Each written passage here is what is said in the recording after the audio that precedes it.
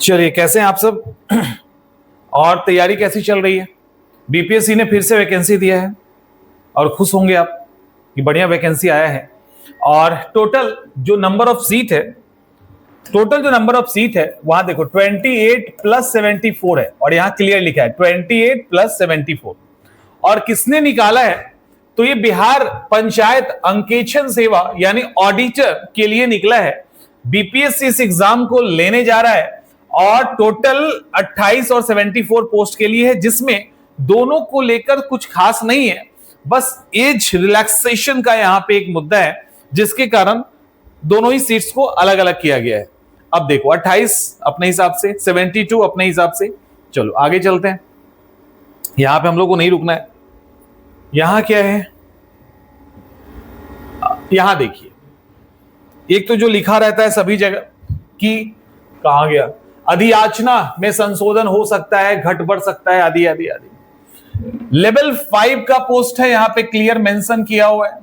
अब यहां educational qualification की बात करें, यदि शैक्षणिक योग्यता, यहां एक कंफ्यूजन है, दूर कर लीजिएगा। देखिए, वाणिज्य यानी कॉमर्स, इकोनॉमिक्स, सांख्यिकी, गणित, इनमें से किसी भी विषय में यदि आपने मान्यता प्राप्त यूनिवर्सिटी से ग्रेजुएशन की डिग्री की है, यानी आपने ऑनर्स किया है, ठीक है, ध्यान रखना, तो आप इसमें फॉर्म भर सकते हैं। इसके अलावा यदि आप एमबीए किसमें, वित्त में, फाइनेंस में, सीए है, आईसीडब्ल्यूए है और सीएस है, तो भी आप इसको भर सकते हैं।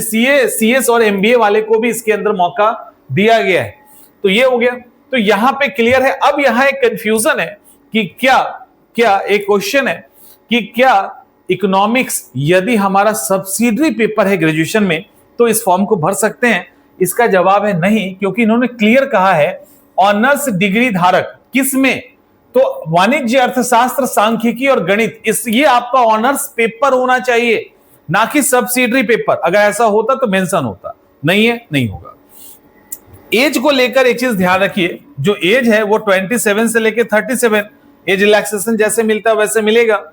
और जैसे यहां पे देखो 1/8/2025 क्या लिखा है, 1/8/2025 को यदि कोई 21 साल का और अनारक्षित महिलाएं आदि 40, SC ST 42 अगर हो गया है, 42 हो गया है, तो वो फॉर्म भर सकता है, यही है ना, तो वो फॉर्म भर सकते हैं।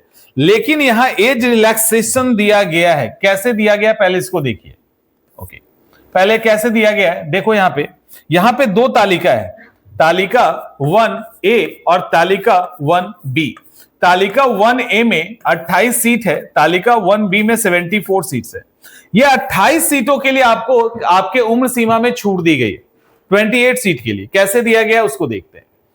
देखो यहां पे तालिका 1A 1B, चलो यहां पे देखिए क्या लिखा है, इसको अच्छे से देखो। केवल ओनली तालिका 1A, केवल तालिका 1A में अंकित रिक्ति के लिए, यानी 24 सीट के लिए, 24 सीटों के लिए उम्मीदवार यदि 1 अगस्त 2021, क्योंकि आपको पता है 1 अगस्त से ही एज काउंट होता है, यानी यदि आप 1 अगस्त 2021 से 1 अगस्त 2025 तक एलिजिबल हैं अपने एज के हिसाब से, तो आप इस 2026 के फॉर्म को भी भर सकते हैं, ठीक है। यानी 2021 में, 2022 में आपका एज 21 साल था, या आपका एज 42 था या 37 था, तो आप 22, 23, 24 में कोई दिक्कत नहीं है, एज बढ़ भी गया तब भी आप इस फॉर्म को भर सकते हैं। यानी ओवरऑल आपको 5 साल की छूट मिल रही है, तो मिला लो तो 42 पहुंच गया वहां पे। तो ये इंपॉर्टेंट था जो आपको बताना था। बाकी एज इट इज जैसा होता है उसमें देखो यहां पे क्लियर मेंशन है। एक और देख ही लेते हैं, सामान्य प्रशासन विभाग का जो होता है, सरकारी सेवक जो बिहार के हैं ना, उनको 5 साल की छूट दी गई है। और इस आयु सीमा की छूट की अवधि में प्रतियोगिता परीक्षा में शामिल होने की अनुमति तभी दी जाएगी जब वो अधिकतम 5 अवसरों का उपयोग कर लेंगे, ठीक है, कर लेंगे। अब यहां एक बड़ा ही इंपॉर्टेंट है जो बहुत अच्छे से क्लियर किया है इन्होंने, बहुत बार नोटिफिकेशन में नहीं मेंशन होता है, इसलिए जान लीजिए वो 5 अटेम्प्ट के बारे में। देखो एक एक लाइन पढ़ देते हैं। बिहार सरकार के सरकारी सेवकों को सेवा में आने के उपरांत, यानी आपने सर्विस ज्वाइन की उसके बाद उनकी पूरी सेवा अवधि में बिहार लोक सेवा आयोग द्वारा क्या लिखा है, बीपीएससी द्वारा आयोजित सभी प्रतियोगिता परीक्षाओं जैसे संयुक्त प्रतियोगिता परीक्षा एवं अन्य प्रतियोगिताओं को मिलाकर अधिकतम कुल 5 अवसर ही अनुमान्य होंगे। उपर्युक्त निर्धारित 5 अवसरों की गणना संकल्प निर्गत होने की तिथि यानी 2022 के बाद से प्रारंभ होगी। पूर्व में उपभोग कर लिए गए अवसरों को इतदर्थ उपेक्षा की जाएगी। अब यहां यह देखना है कि 2022 के बाद, समझ में आ रहा है आपको क्या करना है, यह ध्यान रखिएगा। यहां कंफ्यूजन हो जाता है, कई बार हमने बताया भी है कि बिहार लोक सेवा आयोग है ना, तो इसके कोई भी एग्जाम, मान लो आप बीपीएससी देना चाहते हो, इस एग्जाम को आप दे रहे हो, तो ये आपके, अगर आपने नौकरी ऑलरेडी कर रखी है बिहार सरकार में, तो ये आपके एक्स्ट्रा 5 अटेम्प्ट का एक अटेम्प्ट होगा। तो ये जब आप बीपीएससी दोगे ना, तो वो एक खत्म, अब 4 मौके मिले, फिर एक खत्म, 4 मिले। तो आयोग के द्वारा कोई भी एग्जाम होगा, यहां देखो क्लियर मेंशन है, संयुक्त प्रतियोगिता परीक्षा एवं अन्य परीक्षाओं को मिला के, यानी बिहार लोक सेवा के द्वारा आयोजित जो भी एग्जाम है, लाइक टीआरई चला गया अटेम्प्ट आपका, तो इस हिसाब से कंसस होके दीजिएगा, कोई गलती की गुंजाइश यहां नहीं है, ठीक है। बाकी सब वही है, बाकी जैसे छूट मिलता है स्वतंत्रता सेनानी आदि आदि को। अब हाँ, यहां पे इसको भी डिस्कस ही कर लेते हैं। देखिए, चयन प्रक्रिया की बात करें, यहां पीटी होगा, मेंस होगा, इंटरव्यू होगा, जैसे कि प्रोसेस होता है सामान्यतः हुआ। लेकिन प्रीलिम्स में एज इट इज, जैसे बीपीएससी का अभी सिलेबस है प्रीलिम्स का, उसी को फॉलो करना है। मेंस में GS paper as it is follow करना है। ऑप्शनल पेपर में वहां लिखना है सब्जेक्टिव, जैसे पहले होता था ना, लाइक सीडीपीओ में जैसे होता है ना, सीडीपीओ में उस तरह से आपको करना है। तो सीडीपीओ टाइप है, ऑप्शन बदल जाते हैं यहां पे, और बाकी सब वही है, कुछ ऐसा नहीं है, कुछ ऐसा नहीं है।